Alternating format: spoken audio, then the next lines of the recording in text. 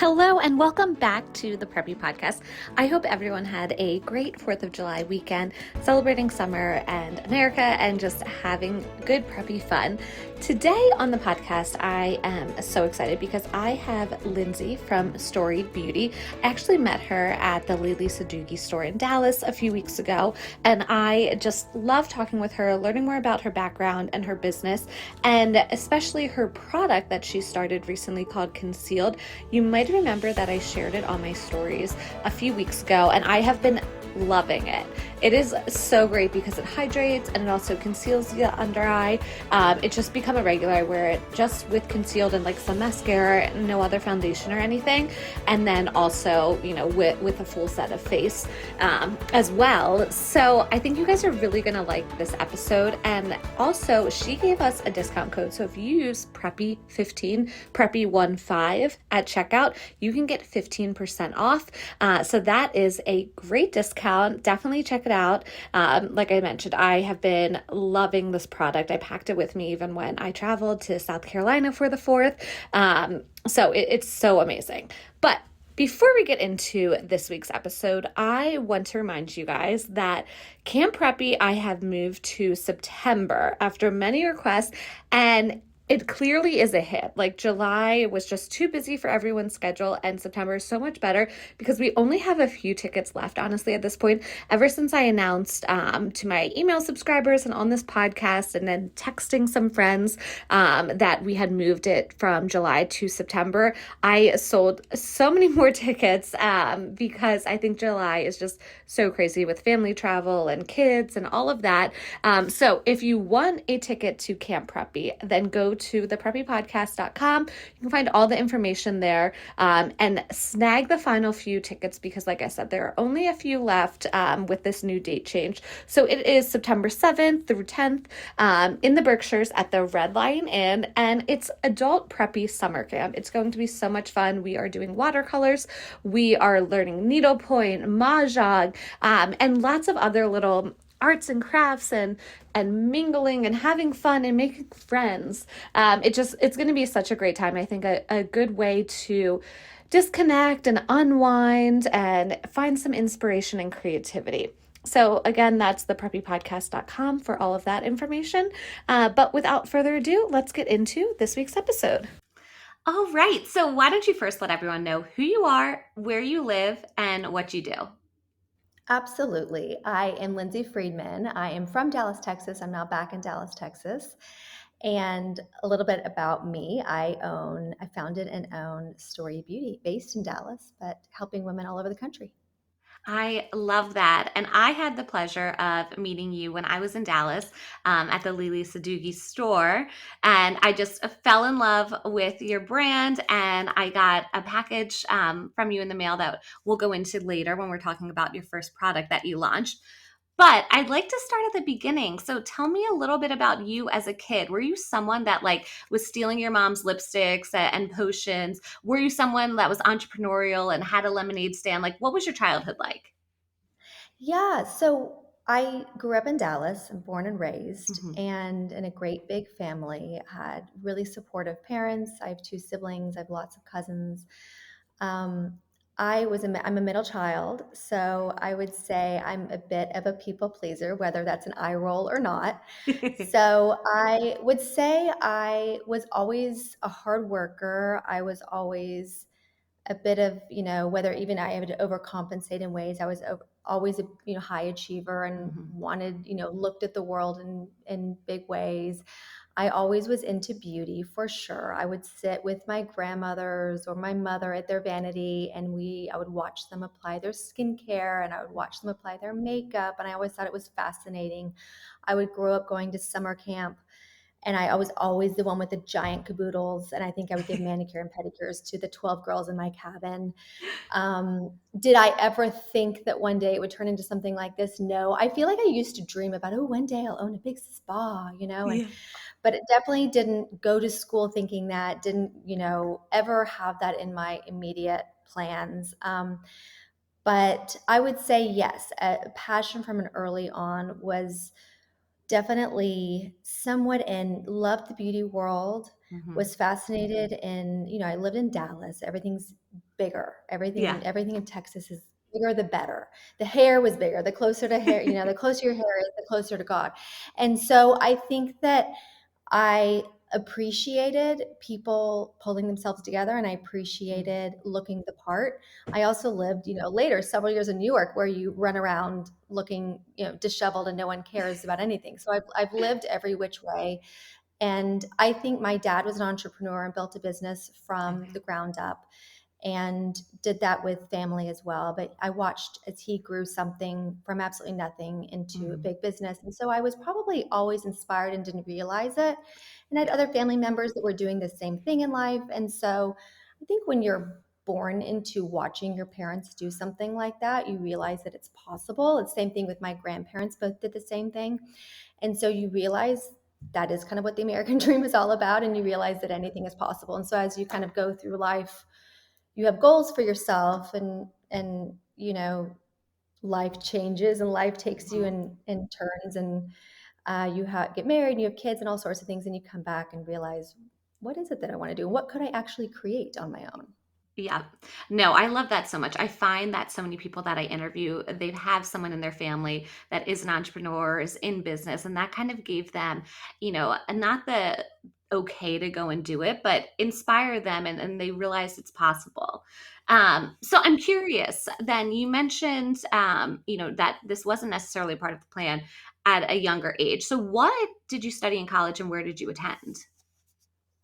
So I left Dallas. I moved to Austin. I went to the University of Texas in Austin, and was in the College of Communications. I studied corporate communications. And I think at that point, look, I'm a people person first and foremost. I would say when I was younger, I was probably a little bit quieter in certain situations, and something must have clicked potentially as a late teen or in early 20s where I wouldn't say I became fearless, but I just knew I wanted to be around people, and I knew that I was okay talking to people. And I think that was the first step. And even if you don't know what you're talking about, you just kind of pretend that you do. Yeah. And I think became a fun interaction and a fun experience for me to be in different, school communications. You could study advertising, you can study media, you can study journalism, you can study entertainment, you can study, and I was in corporate communications. So there's a little bit of business thrown into that. And we had projects where we would create our own small businesses and what was that based on. And those were in your small classes in your major. And at one point I really thought I would get into media and entertainment almost. And I did this whole field study, interviewing reporters, local reporters in Texas. And I was like, that's what I'm going to do. And I'm going to start at the ground up. And I had like 3 out of 4 of them tell me, don't do this. It was Oh my hysterical. gosh. And you'll have no life. And if you want a weekend, you won't have a weekend for 10 years. And it was all these things. So I was really intrigued by, you know, not bright lights, but being around people and Mm, I've always loved entertainment. I always loved journalism, but I didn't know if I wanted to be a writer. And so it was yeah. really interesting. And so I loved that major. I loved UT. I met my now husband at UT. Okay. Um, I come from a family of Longhorns too. And I mean, I got the college experience, I got all of that, but I knew as I was gearing up for my senior year that I wanted to branch out and leave Texas. And so I was choosing West Coast, East Coast, and had to make a quick decision and ended up in New York after Okay. school. I love that. Well, I think growing up, we're around the same age and we watched so many movies were about the publicist and, the news anchor. Like, I think that was such a popular career in movies and TV back then that a lot of us, I studied communications and PR in college as well. And I think that had such an influence on all of us young girls, maybe, and we might not have realized it. But now looking back, I'm like, oh, God, those movies and those ladies, like they were in charge and they had, PR and communication and all isn't always glamorous, but they had, some glamorous moments. And so I love that. So tell me about then your journey in New York. What was your first career? So I moved to New York at 22, 23, and without a job. My dad thought I was crazy. I wouldn't say he didn't support it, but he was like, why on earth would you do such a thing? And my mom said, go spread your wings. And she did the same. And so I moved there and I just started interviewing everywhere. I mean, everywhere from, I thought I wanted to go into actually, I thought I wanted to go into publishing. So I was interviewing with Okay. Arc Digest and People, and I had several interviews with People. And it's like, and then I kind of would start interviewing at like more some fashion houses. But honestly, it was like being in a shoebox of an apartment for $23,000 at some of these publishing companies. It was like, and I knew the ladder I would have to climb to get to where I wanted to be. So somehow I got connected to the Estee Lauder offices through a friend. I forget how it was. And I went for an interview. I mean, this is corporate America. So this Yeah. is very different than some of the other companies I was interviewing with. And I took a job there in the education department. Okay. And I mean, it was from day one, I was a sponge. I learned everything. I was working with people that had been there 20 years. I would sit in meetings.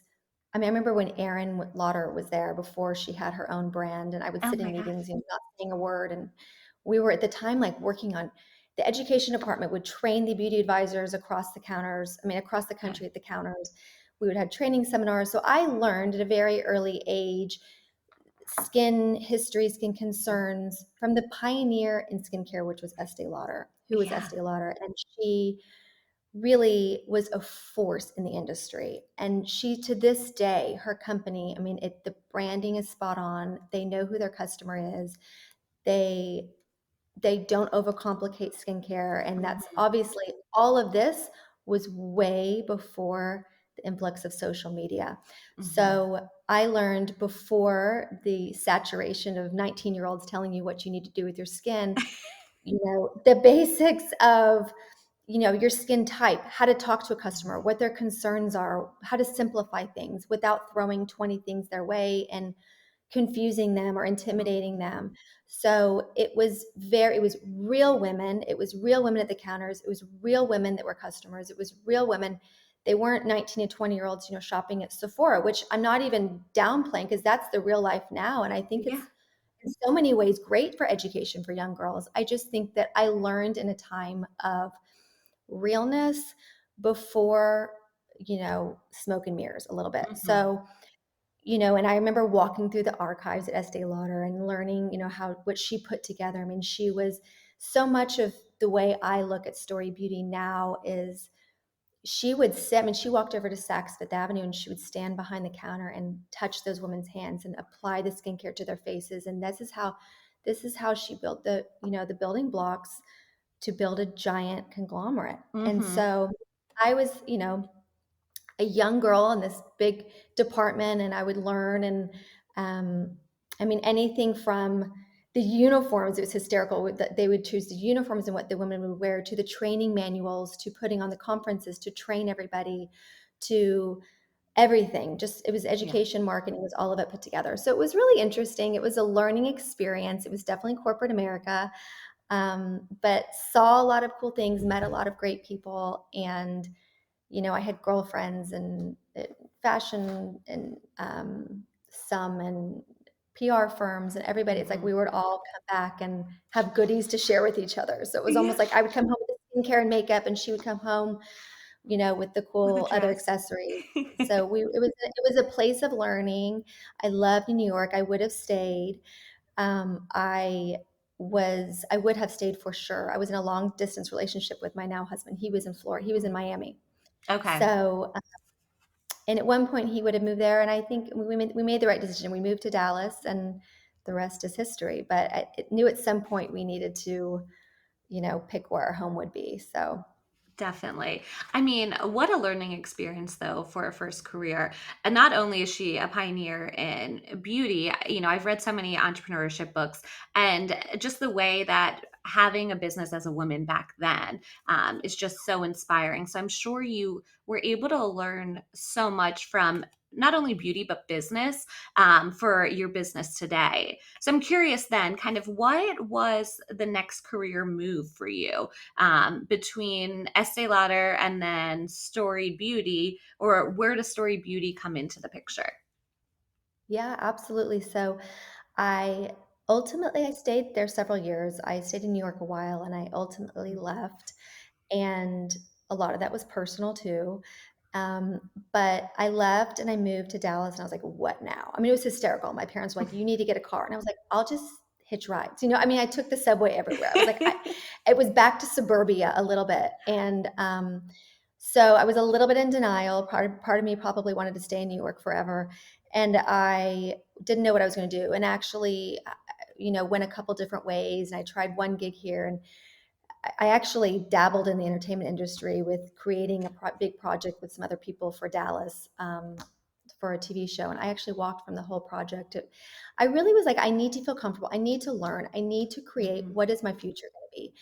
And for so long, my dad had been saying, come work for me, come work for me. And he had built a big business, and had become a family business. And Okay.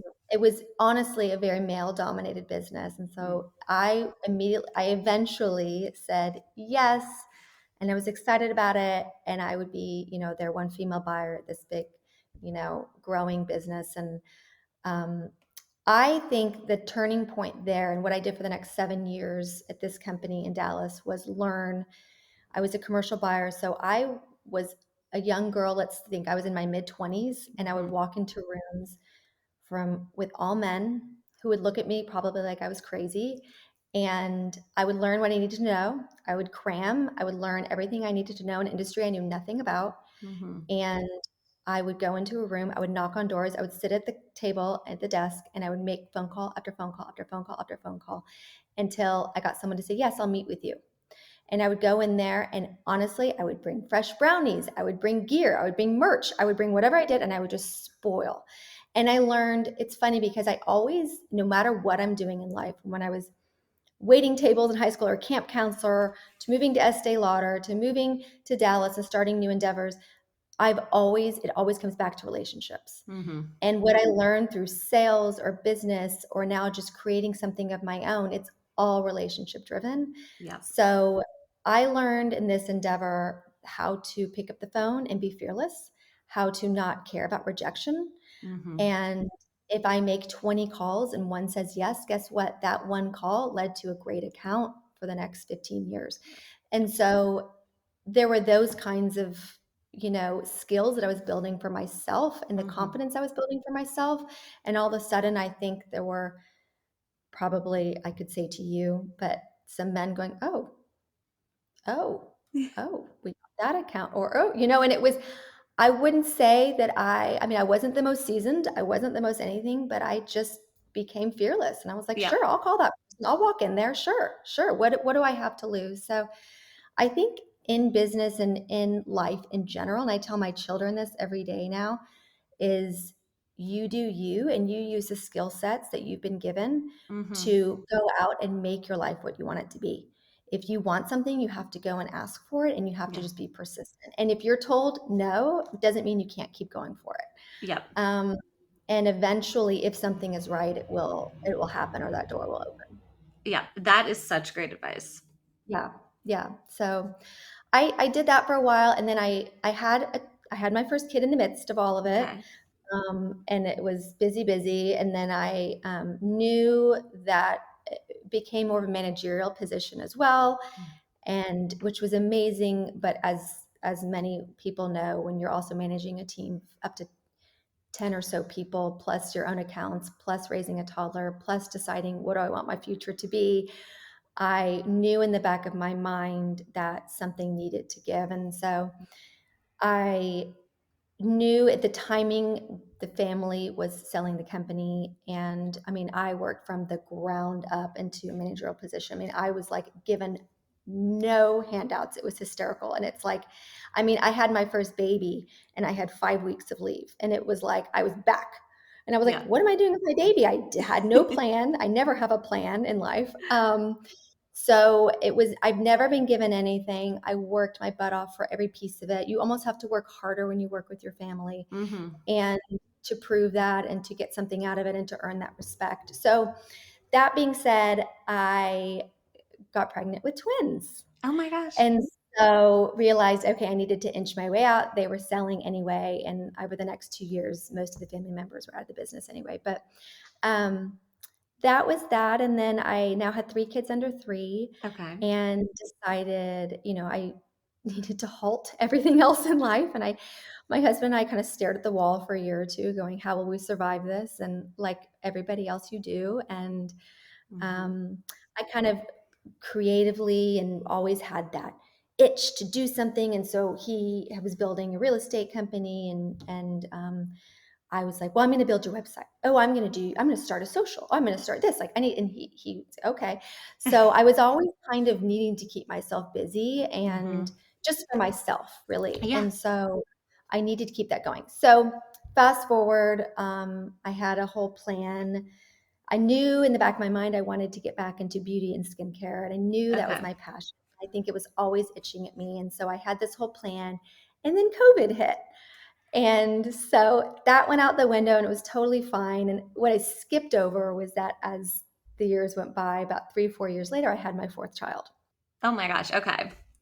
So she was born spring of 2019. Okay. And then I would say, like, over the next year, it was chaos of the best kind. I Yeah. thrive off chaos, but it was always, okay, Lindsay, what's your next move? What's your next move? Mhm. And I really wanted to create something for myself. And at that point, with 4 kids under 7, I knew that I wasn't going to be able to give my time to someone else, and that I wasn't going to be able to be my most effective working for another company, even though I would have done that and I would have gone Okay. and learned under somebody else. And I just knew it wasn't going to be a great long-term solution for me to be present in these kids' lives. So I was given advice. I was literally, it's hysterical. It was 2020. It was like May, June of 2020. And I had like a summer camp in my backyard from like some teacher at school.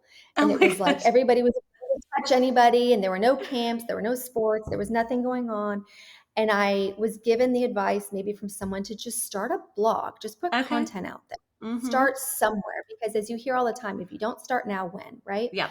So it was like, rip the band-aid, do something, start now. And so I built a WordPress site with the help of someone else to get me started. I built a WordPress site from my couch on my Okay. laptop. That took maybe a month to figure out.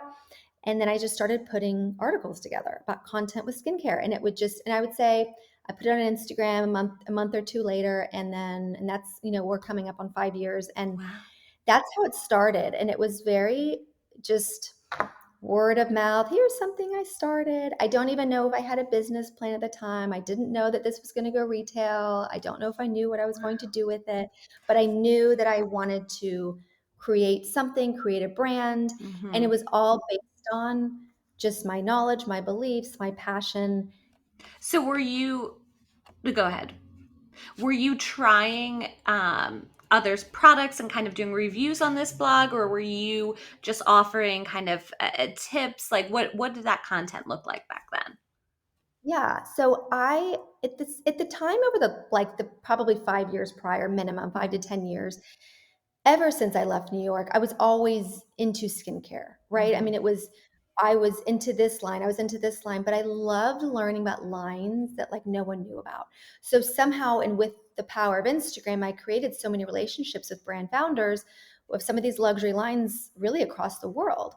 And whether it was me just DMing or me just getting to know them or me meeting them in Dallas, because Dallas used to have a lot of beauty expos, and I was just into it. And sometimes I attended these expos and I would just listen to these founders and I would just learn. And so I probably knew all along that I had an itch to get in, and it Mm-hmm. was me just, Dipping your giving toe. myself grace with the children and stopping and pausing time for a moment and going, what am I going to do? So, yeah. So I think that within a couple months of doing all of that, of writing, putting content out there, starting this Instagram page, which I will be honest, I mean, I could talk to a tree, but I'm a pretty private person, Yeah. actually. And this whole process was never comfortable for me. And to this Mm. day, it's never comfortable for me. But YOLO.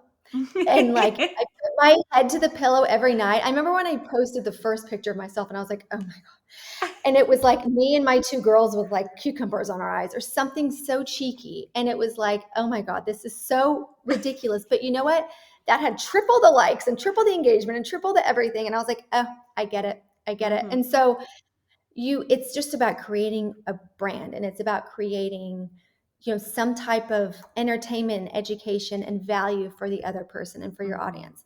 It doesn't mean you have to become a different person, because I am the same person I've always been, but it just means you have to be and offer something for someone that, they want to be a part of. So what I did was, 100%. I'd say within a couple of months, I was speaking to someone on the phone and they said, well, would you want to carry our line? We're nowhere in our region. And I said, sure, yeah, like that sounds great. Yeah. So within 3 months, there were 5 lines, but it wasn't like I was out on the computer seeking it. It kind of really happened organically. And Okay. would that fit into Storied Beauty? Would that fit into, where are they based anywhere else in Dallas? Does Texas offer them anywhere else? And it was always kind of like I wanted to provide my growing community with exposure or product exposure to lines they had never met before, Mm. to different tools and different kinds of products from smaller but luxury lines. We're amazing, amazing brand founders. And to this day, of the 25 different lines that we sell, I mean, 99% of them are all female founded, with the exception of one doctor founded amazing line that we sell from Wow. South Africa. So I knew that I was onto something, and it wasn't just me like proving something. I was forming relationships with these founders. Yeah. So to this day, like if I've ever felt funny about something, I'm like, it's just not going to work out. Mm-hmm. And so I started to very little by little build a brand. And then by the next year, we had our Shopify site. So that took 8 to 10 months to build. I mean, Okay. that was a process. And I worked with a great girl in Nashville. And So you started selling then online, essentially, from the blog. Like the blog started then online. Yep. Okay. I started selling like through QuickBooks. And to be honest, um, I had my first event. We're very event driven. Story Beauty Mm. was built on events. And so Okay. what that meant was talking to people, touching, the people's skin, Mm-hmm. people touching products, people experiencing new skincare and beauty. I would always pamper people. And my first big event was like, just let me pamper you. And I hosted it in my home. It was hysterical. I've always worked very lean until I was able to spend more. And it was let me pamper people. And I had a facialist. And I always, was trying to bring something to women that they weren't getting somewhere Mm. else. And Mm-hmm. so somehow in the midst of this first 6 months of starting Story Beauty, I somehow a light bulb clicked off and I was going into people's homes. It was 2020. I would sit down at their kitchen table and I would sit at their vanity and we'd go over all of their products. And it happened Mm. probably from like 2 or 3 people that just asked for my help that summer of 2020. And then I was like, oh, I can come do this to you or for you, or I can come do this for you. And then I would get on the phone with someone in New York or Florida and do this with her. And so we would look at everything on their vanity, and let's say they spent, $600 at Sephora or Cost Bar or wherever it was, and it was sitting in the packaging unused. They didn't know what to do with it. They didn't know what they were doing. They didn't even know if it worked for their skin. And so it was a really organic, simple process of me saying, okay, let's talk about what you have going on. Tell me more about your skin. Mm. I could either see their skin in person. We could talk about their goals. We could talk about their history, hormone shifts. That was huge for moms. And Mm-hmm.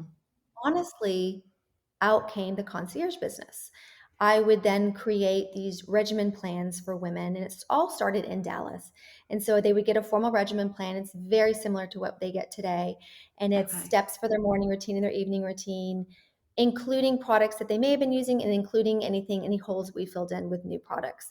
So that's how and all of a sudden it was like, oh, the word concierge clicked in my head. And I was like, okay, because I was going to people's homes. We were delivering, and it wasn't done before. There was no beauty concierge. I love that idea. Yeah.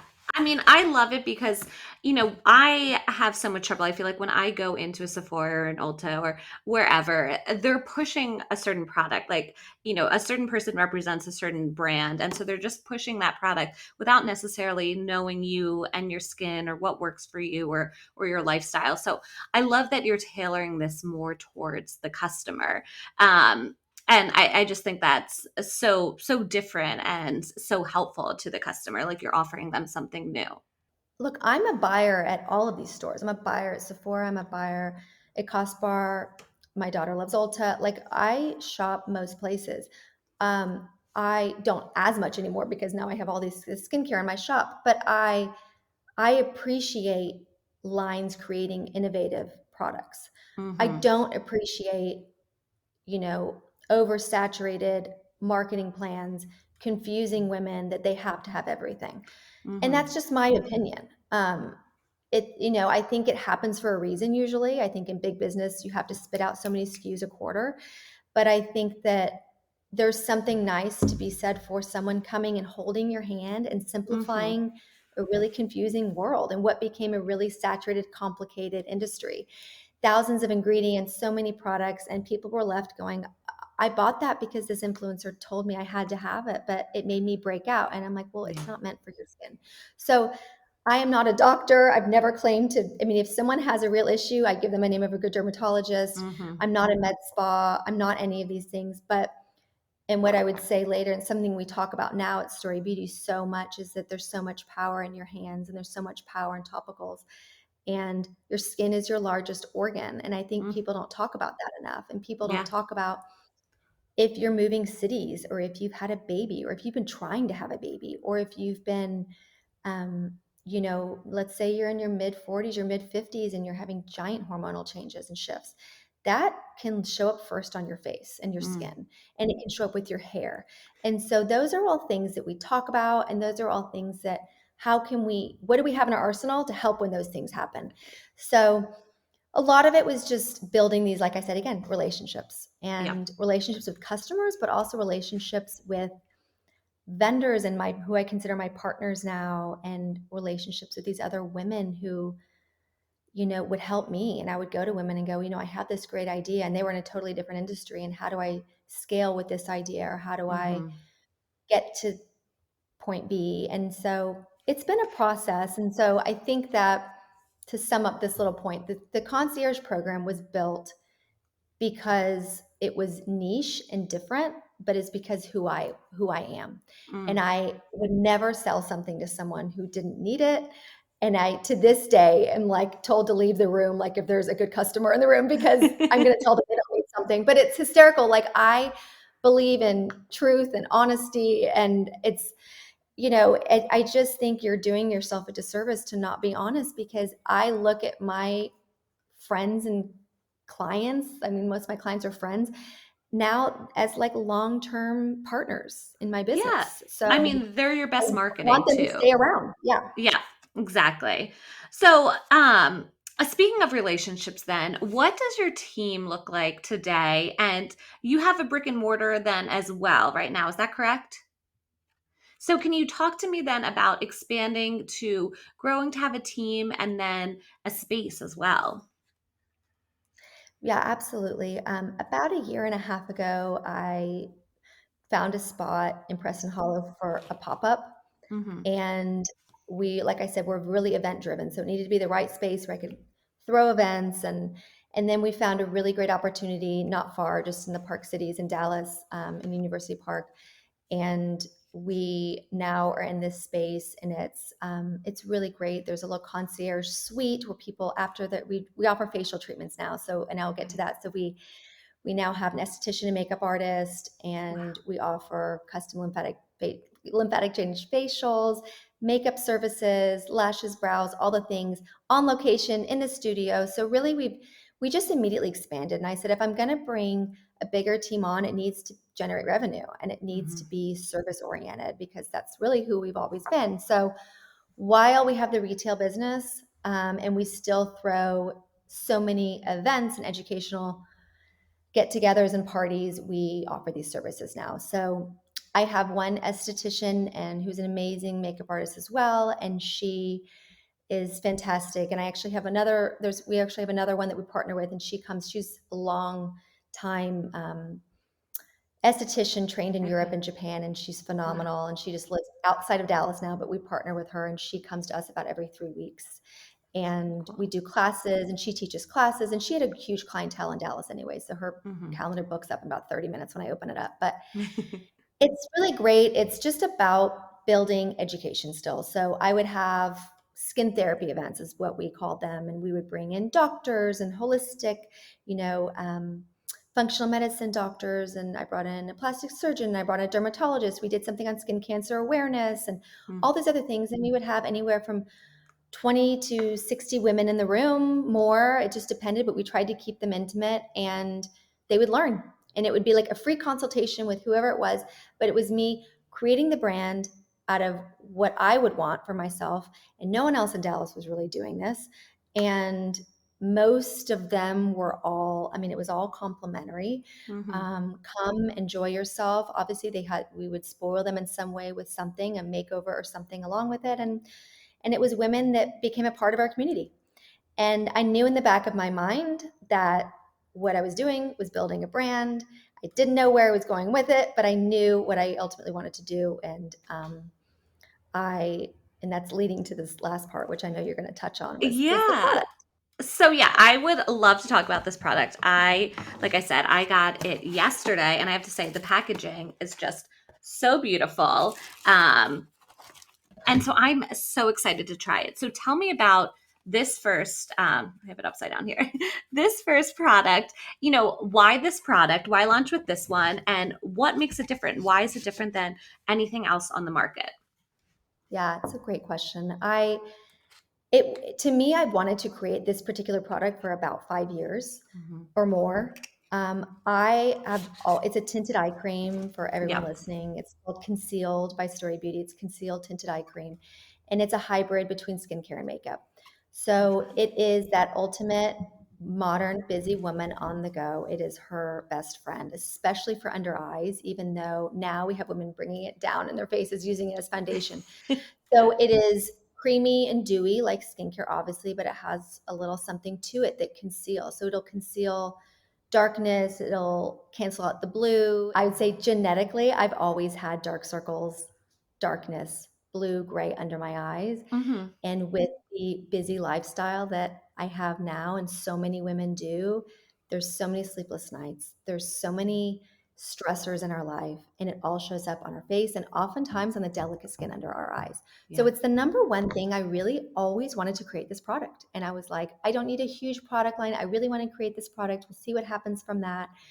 And it's just a long process. Anyone that's done it before knows it is a long process, while also running the first company, which is Storied Beauty, but creating and doing research and development, finding them. I mean, I went through 4 labs to find Wow. the right lab that would do exactly what I wanted. And I mean, they were all fantastic, but I knew what I wanted. And Mm-hmm. it's the complete opposite of private label. It was like me being the perfectionist that I am and making sure that everything was just the way that I wanted. If you pull the lid up, Oh, perfect. and it has a little pump. Oh, yay. Okay, cool. Well, so first of all, tell me about the process then of creating this. So first, I don't know if people can see on video, but it has a beautiful little floral here. I mean, it just is so pretty. You could put it on your vanity, and I just love it. So tell me about the process. Like, how long did this take? I know when we were at the Lily Sadugi store, you were telling me that it took forever. You said you went through a couple factories, but from like initial thought of this product to then having it out there, presenting it to customers, how long was that? Well, several years, to be honest. Yeah. And I guess it could have been sped up, but there were so many other factors involved with Story Beauty. I would say I've had the thought for 5 years. I started Story Beauty saying, I need to build a brand. I need to see what comes of this. And I will always do that. And I will always, have Story Beauty. I think I have always been driven to create also. And I've always been driven to bring something new to the market in a different way for women that could simplify and better their lives. And that is what Concealed was designed to do.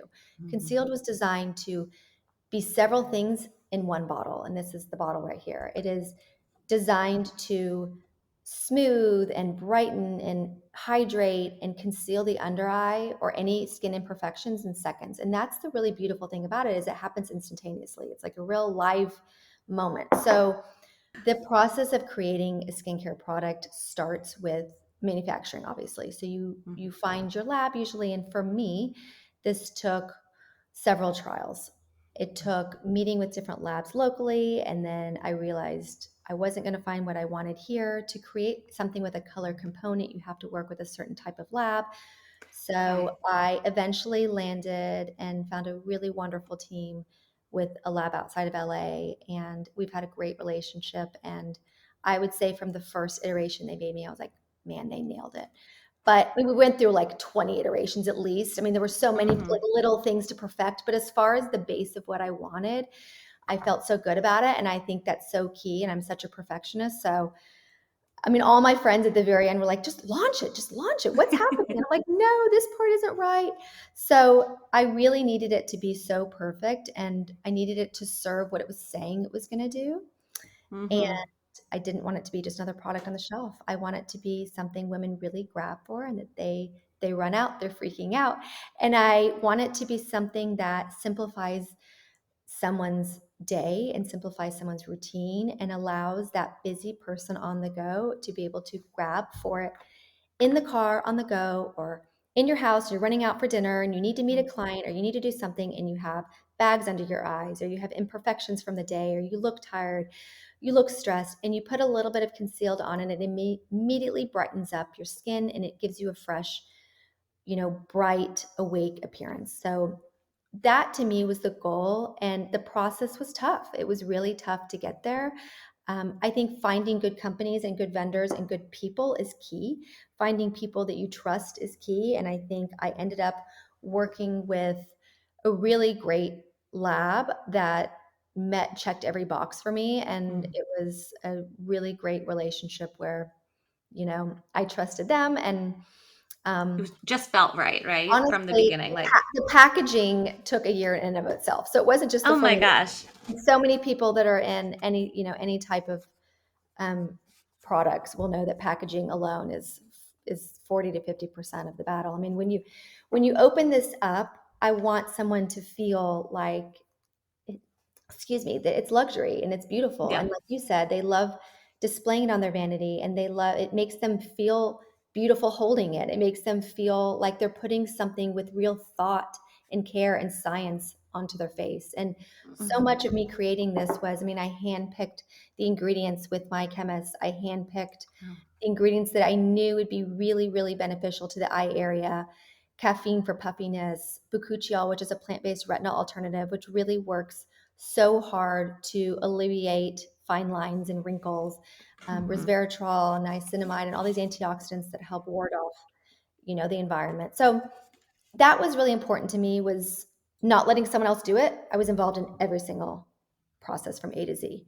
So I loved it though. I mean, now I say like I did it all on my own, to be honest. I didn't hire an agency. I didn't hire a team to do Hmm. it for me.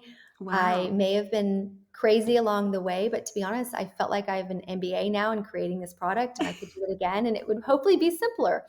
Um, but I enjoyed the process of this so much, R&D, of learning, and honestly bringing something to the market just like 3 4 weeks ago that women are really, really, and men, by the way, lots of men are Yeah. using it, that people are really, really responding to. And I will say the one thing that's been amazing is the messages that I get. And the one thing that they say is, Lindsay, I can tell how much thought that went into this.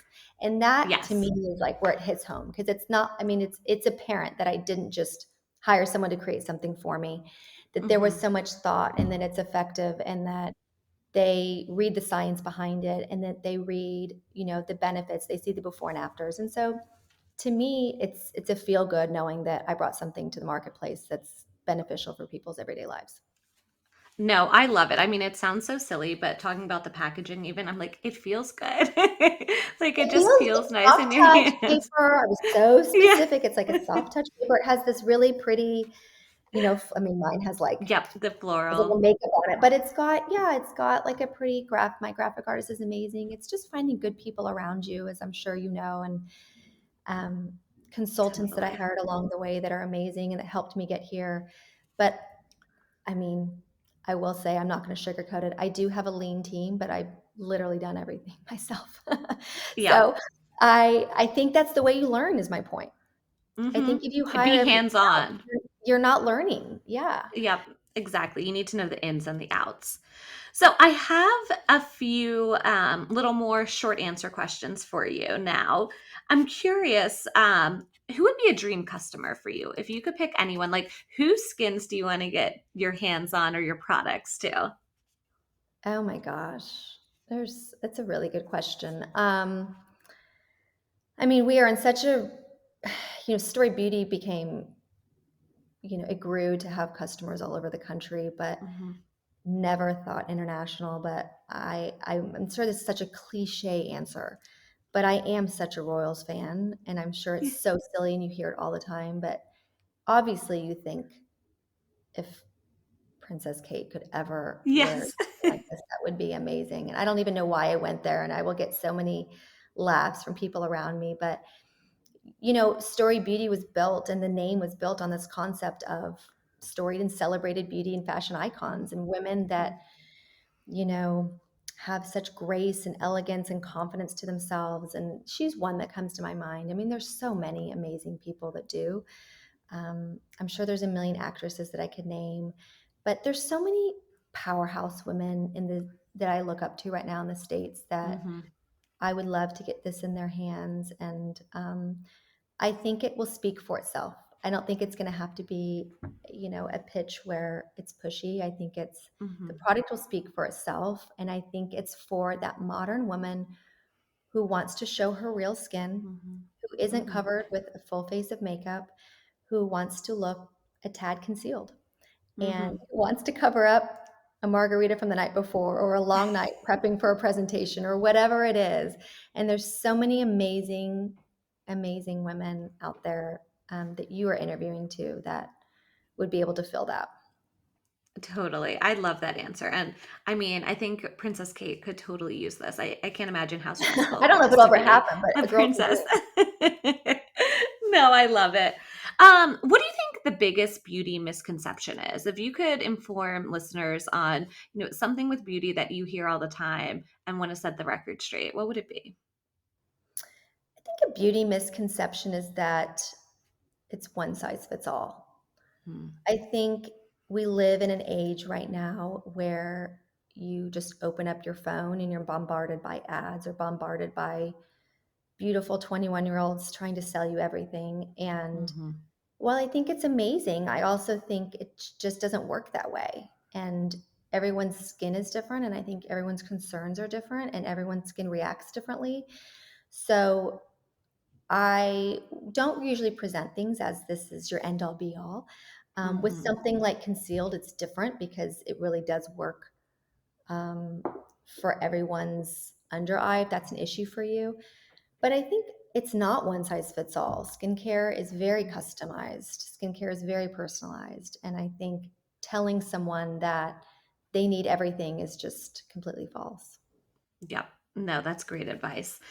What's one thing, or maybe a couple of things, you think most people should add to their skincare routine, or be doing, or maybe they overthink, but it's more important than they probably realize? Yeah, well, I think that's a really good question. And we do these master classes in Dallas. And so we teach everyone with little stations and mirrors how to apply a proper routine. And they're fun. There was champagne or a cocktail or green tea or whatever it is. And the number one thing anyone can do is cleanse your face every single night. Like Hmm. I always say is, and it's funny because I grew up probably just splashing water on my face and going to bed. But the second you hit a certain age, you just can't do that anymore. And cleansing your face is the number one most important thing.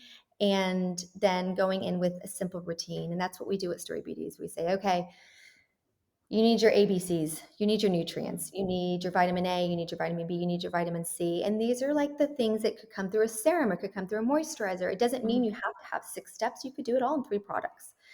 And you could cleanse your skin, rinse it off, use a great serum and a great moisturizer. And I always throw in an eye cream because I think the eyes age the fastest. The skin around the eyes and the lips is where you always see more crepiness or more fine lines. And so I always Yeah. think the eye area is hugely important. So I think I always say start with what's important. What's most important, cleanse your skin and get the crud off from the day. And then anybody that says they don't have time for it, I think you're brushing your teeth. I think you're brushing your hair. I think you can slap some Mhm. cleanser on your face and cleanse your skin, Mhm. because eventually what happens is there's buildup, breakouts will eventually start. And um, that's really That's great advice. that's the end of Yeah. it when you get older, is dealing with Well, what. and I've heard people say, to make it feel like a luxury experience too, instead of just washing your face, instead of just cleansing it, like, I don't know, maybe light a candle in your bathroom while you're doing it. Like, make it feel like a luxury experience, like you're at a spa in your own house. And then it becomes, something you look forward to doing. I think that's a great point. So many products, I will say, so many products that we sell with Storied Beauty have a true sensorial connection. So they smell great, they feel great. People run to them every night. And so many are multi-purpose products, kind of like concealed. It's a multi-purpose product. One cleanser could also serve as a mask. Hmm. One moisturizer could also exfoliate your skin by morning. So that's where we come in and we're like, okay, you're not doing this or this. Okay, here's one product that will do both. Or, Okay. and do you want your budget to be under $150, or do you have a budget of $500? So that's where we come in. Whereas you go into a store and you're missing a little bit of that personal touch. You're missing a Hmm. little bit of someone that doesn't have to sell a certain amount and doesn't have to meet their numbers Hmm. that day with a certain line. It doesn't have to, we have no ulterior motive. I don't make anything off selling a certain amount. To me, I'm Hmm. just selling what works for that person, and I'm going to trim the fat if a certain product isn't moving. So Yep. I buy from lines based on what the clients are needing and wanting, and what, women are What seeking at works. that moment, because that's ever changing too. Yep.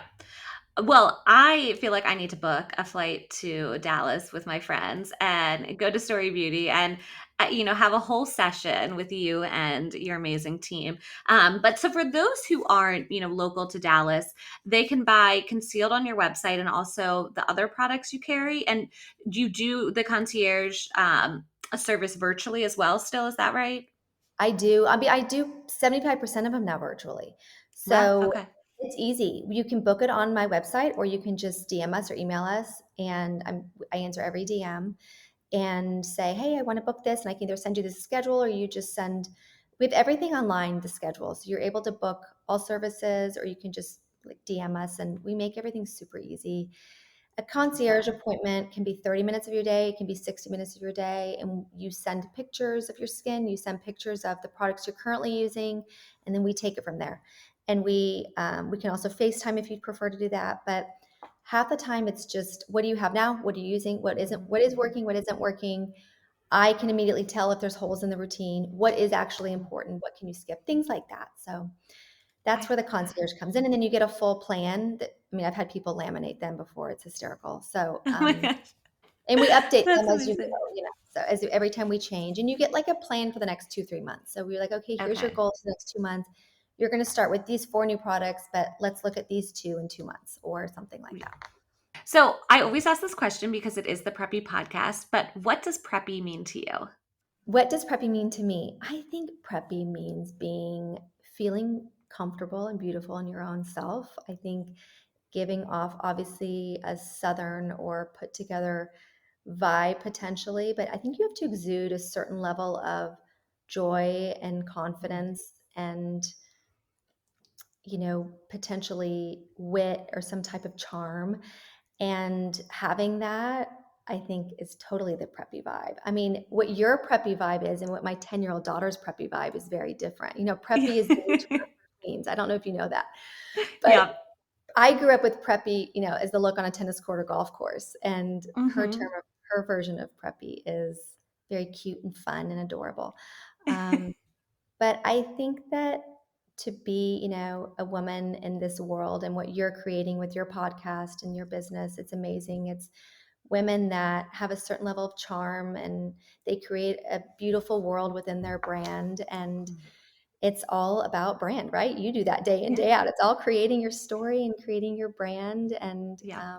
it's obviously something that you do really well. And I think the preppy women of um, your podcast and of your business really exude that glamour and that confidence and that joy. Yes. No, I love that answer, and thank you so much for the kind words. Yeah, of So course. No, I'm enamored my by what you do. That's amazing. um Everything you do, what you're building is amazing for women and with women. Thank you. No, There's so I much so power in appreciate real that. women helping other women. So 1,000%.